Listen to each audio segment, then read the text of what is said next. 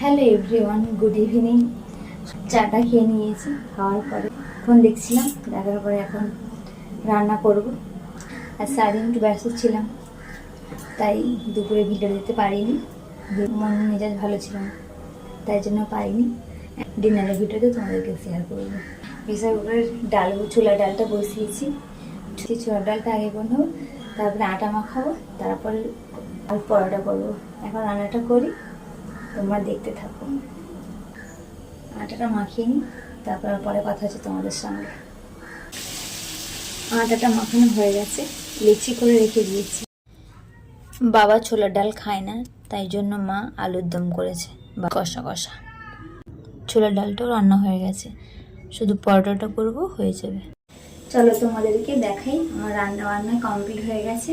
চলো, তরকারিও হয়ে গেছে, পরোটাও হয়ে গেছে। চলো তোমাদেরকে দেখাই। এই পরোটাগুলো বানিয়েছি। রান্নাঘরে আসলে পুরো ঘাম বেরিয়ে যাচ্ছে। পরের ভিডিও তোমাদের সঙ্গে কথা হবে।